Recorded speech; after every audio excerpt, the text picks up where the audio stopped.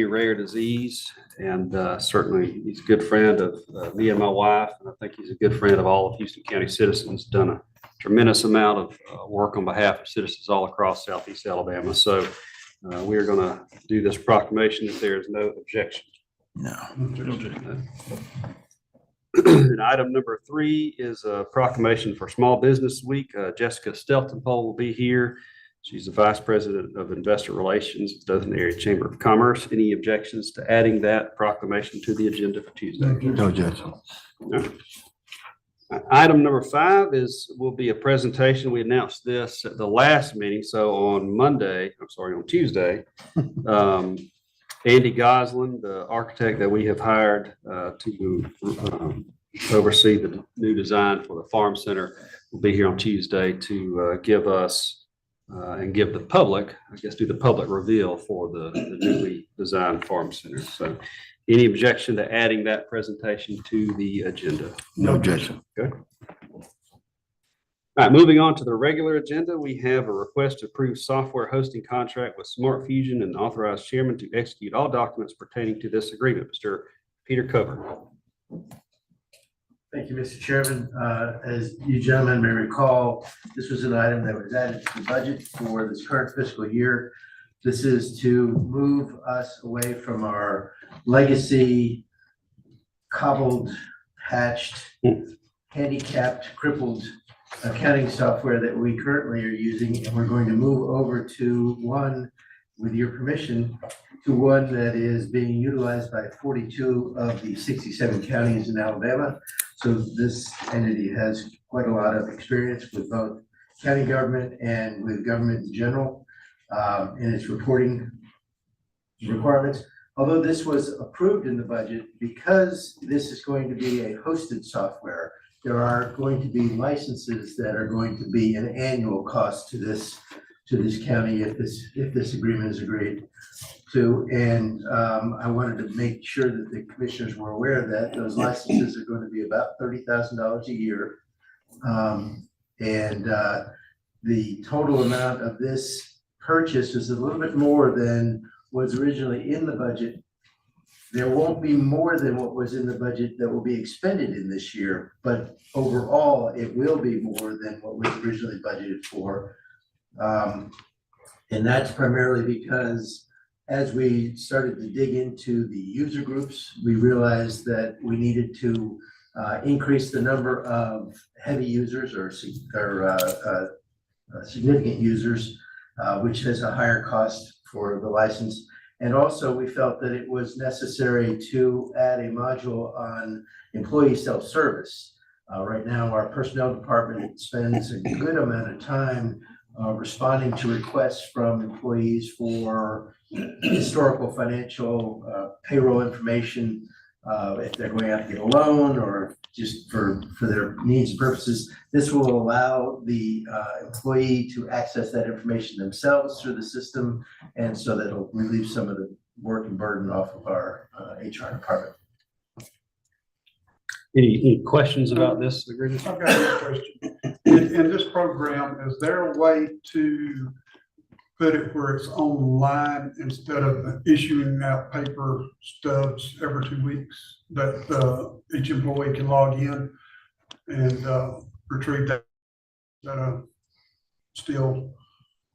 I don't know the answer to that question. That's an excellent question. There may be some requirements that we have to give a stub. I'm not sure. It may be a payroll requirement that a stub needs to be issued. But I'll certainly look into that. Okay. That'll be a good question for Sherry. She couldn't be here today because she had texted me last night. They're having to roll out the time card software. Gotcha. So they're up to their armpits in that. But, Peter, I'm glad you brought that up. So one of the things also about Smart Fusion is that they have a relationship with Time Clocks Plus, which is the time keeping software that has been approved and is being rolled out, as the chairman mentioned. So it'll be a seamless integration into Smart Fusion, and there won't be any difficulty in mapping that data over to the new software system.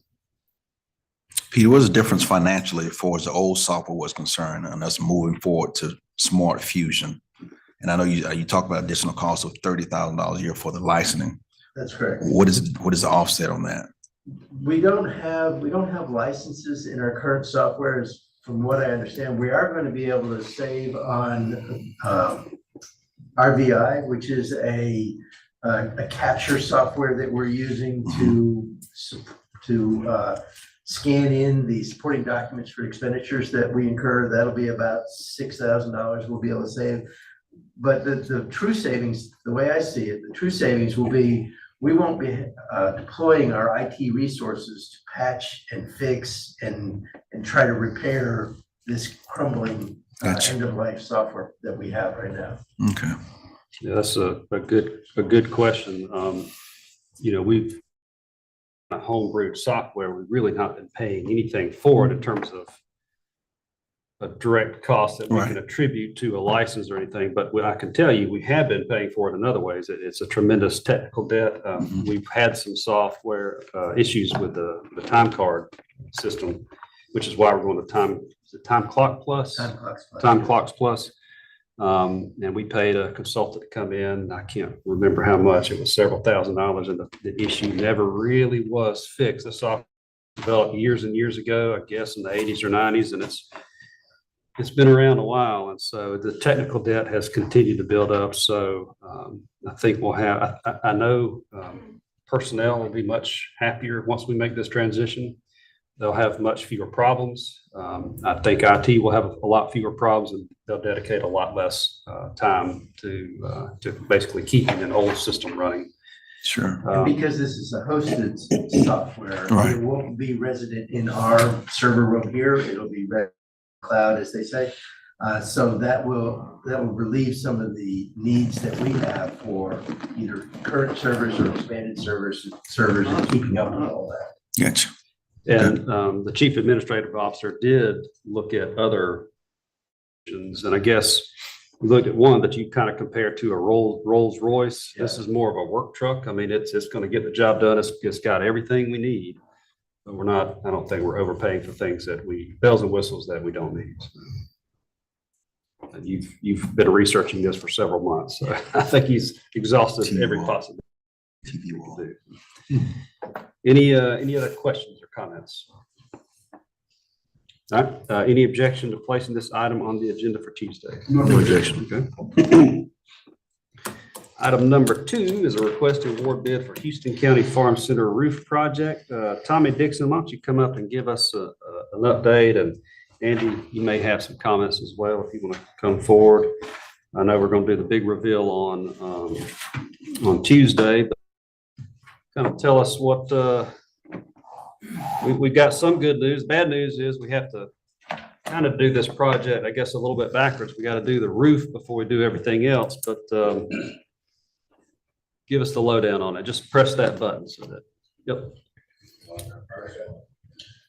So we expedited the re-roofing after we discovered the hail damage. So we wanted to eventually, part of our long-term plans was to put a metal roof on there. And so we decided to move forward with that, just to bid that out. We had 2 bidders, Marty Robbins Roofing locally bid on the project, and then a company out of Tuscaloosa. And we had, I thought, an in-budget bid from Marty Robbins Roofing. And but our roof is going to be a heavy gauge steel roof, give it a much better look. The gauge of the steel is enough that in the future we'll have a lot less potential hail damage because of how strong the roof will be, and greatly improve it. There was some mild hazard materials that had to be removed and some of the layers of the old roofing. There's 2 layers of roofing on there now. We see the white Duralast roof. That'll be removed, and then there's an old asphalt roof there. And this bid price they gave us includes the removal of all that work. They're ready to start immediately. It'll take about 270 days, but a lot of that is because of order time, getting the materials in. So, but they're ready to go as soon as the contract is approved. And so I think the bright side for us is through this process of the hail damage and the storm that come through, Kelly's been working with the insurance company, and as of yesterday, I believe they're issuing a check for $1 million, is that correct? So they're paying $1 million on this, which will cover the cost of this roof through the insurance company. So, I mean, it'll take a little longer than we had an event, but that event turned out to be a It's good. way out. It is Like good. Andy said, both bidders are very qualified and they're looking forward to getting started on the projects. Yeah, this is great. I mean, we were originally, I think we were talking about a 1.5, 1.6, and I think, Andy, you did some, looked at some possible value engineering there, not really giving up anything, just not, I guess we're gonna encase some of the hazardous materials and not. The original 1.5 million had some additional insulation that they included in the roof system above the roof insulation. Gotcha. We didn't need that for the future use of the. That's building. right. So that's where we saved a lot of value. That's good. So Marty Robbins, the bid was just a little bit over $960,000.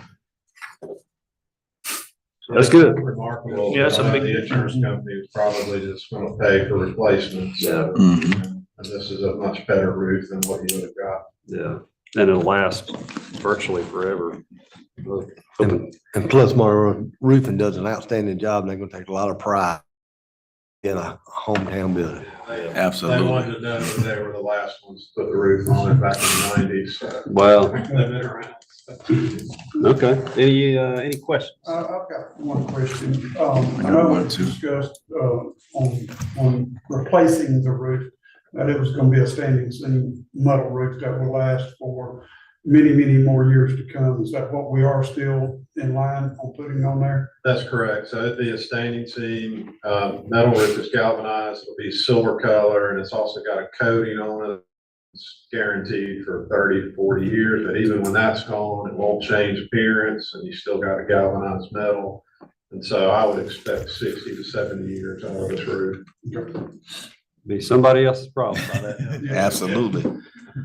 Ms. Goss, I have one other question. You mentioned 271 days to complete that roof. So that pushes us finished product probably by the end of 25, maybe somewhere in there.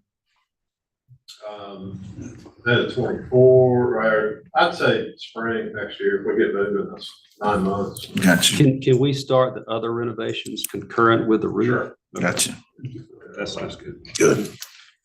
Okay. I got one question, Mr. Chairman. Yes. What gauge is that metal? 24. 24. That's it. Thank you. All right, anything else? Mm, Any objection to adding this to the agenda for Tuesday? No objection Okay. at all. Item number 3 is a request to approve pass-through grants for EMA for the city of Dothan and approve accompanying budget amendment. Mr. Powell.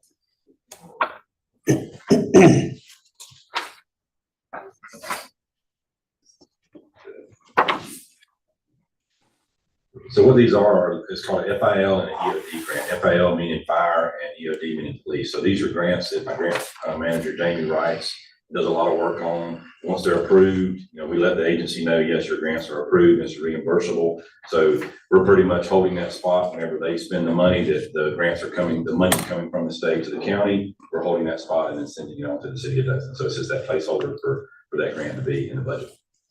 I think these are pretty much normal and customary. Yeah. Yes, sir. Any questions on this agenda item? No, sir. Any objection to placing this item on the agenda? No objection. All right, thank you. Item number 4 is a request to authorize chairman to negotiate final purchase agreement with the city of Dothan regarding Easton County Courthouse parking lot. Have Mr. Randy Morris with us today from the city of Dothan, and I know we talked yesterday and you had prepared a graphic that we could kind of show us and the public kind of what we're thinking. So we'll let that come up and then I'll turn it over to you.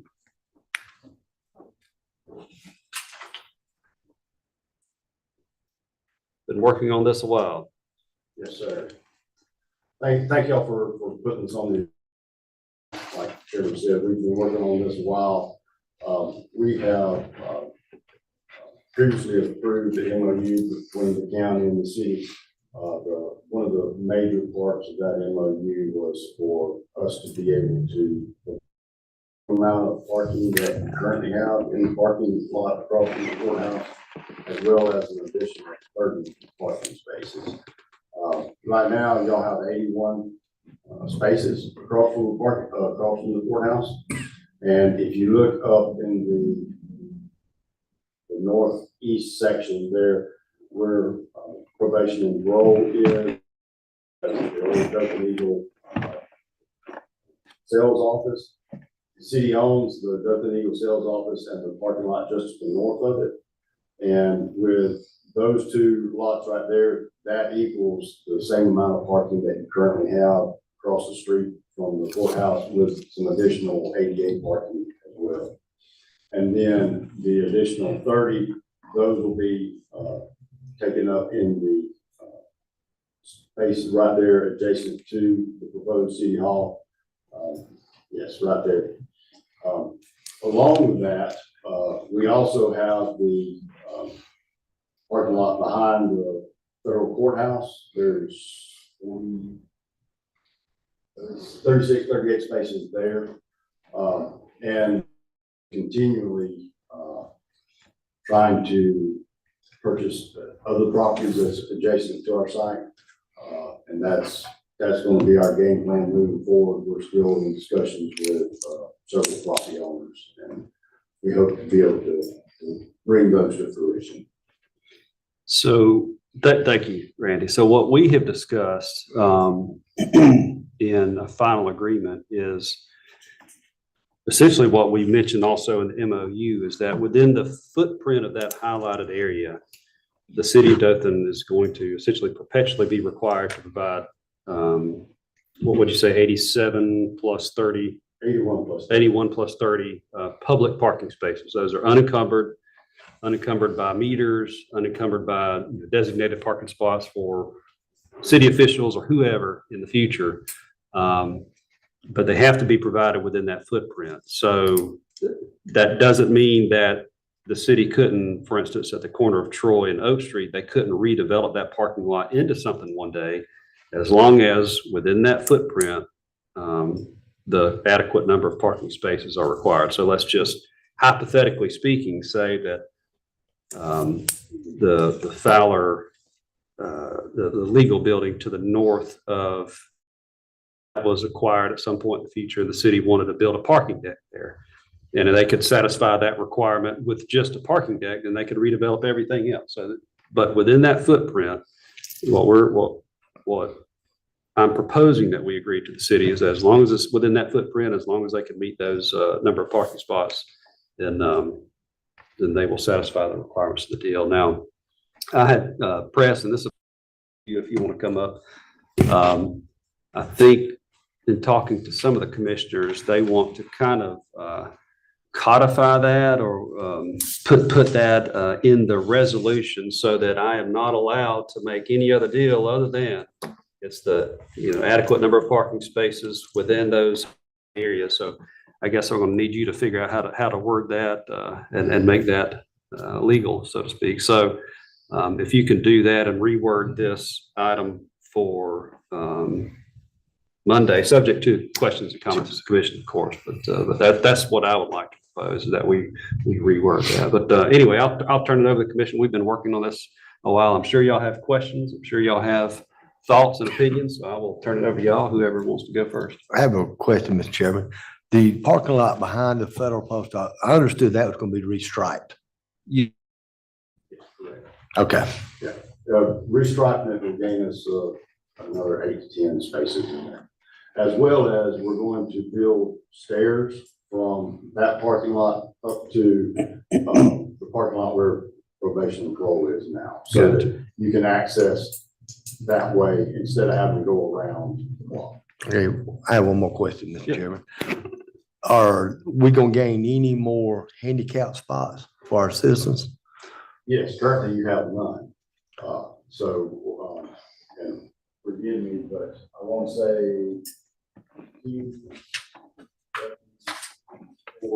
so we've got 11, 13 spaces that will be handicapped where currently there are none. In those there. Now, we have handicap parking spaces at the Correct. courthouse. Yeah, At the yes, courthouse. I'm referring to in this particular. Correct. I knew what you meant. Gotcha, gotcha. And one thing, you know, because I go to the courthouse every now and then, and it is going to be, we're not going to lie to anybody, it's going to be a little bit more of a walk, but I think it'll be, you'll get from your parking area to the courthouse in roughly the same amount of time, and I think it'll be a much safer walk, because I have never parked in that corner parking lot and caught that light just at the right time and walked right across the road into the courthouse. I've always had to wait 3 or 4 minutes, sometimes a little bit longer. But now I can park, I really think the primary parking area is going to be to the north. You can park there. You don't have to cross any major intersections. Y'all committed to improving that intersection in terms of pedestrian walkability. I think you're going to be there in just the same amount of time. Yes, sir, you're correct. We're going to completely redo that intersection at Troy and Oaks. Currently, it doesn't have any pedestrians crossing much. So we're going to redo that and make it much more pedestrian friendly for all 4 crossings right there. So it'll be a much safer crossing there than trying to cross Oak Street down at night. Any other questions, comments? No, that was mine, is just making sure that primarily that intersection there is, because it does have a box there now with a push button on it. However, it does not seem like it works. So, That is part of the project, as well as we're putting television, TV cameras throughout the parking lot. And we'll be able to share that with the sheriff's office so that the deputies in the courthouse, what's going on in those parking lots as well.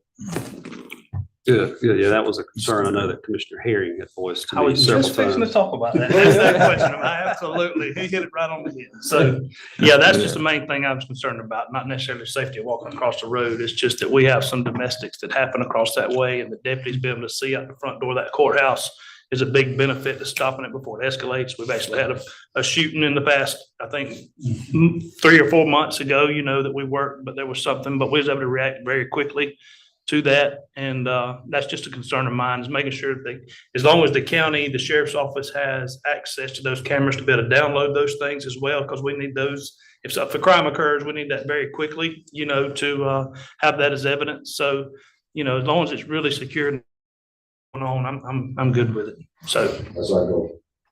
okay. Well, I know we've been working on this a long time, and, you know, it takes one government agency forever to do something that should be simple. And then when you get 2 government agencies, you know, it just exponentially increases the time frame. But we've been making progress the entire time. It's just takes a bit. So. All right, any objection to adding this to the agenda? What is the time on this, Randy? We should be able to go to construction on where probation and parole is within 2 to 3 months. But I'm sorry, should go to bid 2 to 3 months. Now, what we're gonna have, that parking to the north, all of that will be complete prior to anything happening with the existing parking lot there. That's what I wanted to know. You'll have your replacement parking spaces prior to losing the parking lot across from the courthouse. Good deal. Press, did you have questions or comments or anything? Are you good? You kind of, No, I think I'll meet with you guys and get where we need. Okay. okay, all right. All right, anything else? No. Any objection to adding this to the agenda for Tuesday? Thank you, Mr. Morris. Item number 5 is a request to approve increase for ADM cleanup contract agreement from $150,000 to $200,000 for a September 2024 completion date, and approve accompanying budget amendment. Mr. County Engineer. This is our fire deal that we have with ADM. It was originally 3 years, 150,000. We've already got 150, so they gave us another 50. And it runs out in September, and then we'll renew for an additional 150. Gotcha. Any questions on this item? Any objections to placing this item on the agenda? Commissioner Adams, is there anything else that needs to be considered for Tuesday's agenda? We need to place the check being given to Cottonwood for the tornado damage on Tuesday. Heather, So this is going to be a presentation. the check to the Cottonwood officials and us on Tuesday. Say, Hedda, check presentation to Cottonwood. Cottonwood, town of Cottonwood or Cottonwood? Town of Town Cottonwood. of Cottonwood. Town of Cottonwood. All right, any objection to placing that item under awards and presentation? That will be item number 6. Any objection to placing that on the agenda for Tuesday? No. All right, is there anything else to be considered for Tuesday's agenda? Hearing no further items to discuss, we will adjourn until Tuesday, 10 o'clock a.m. Thank you.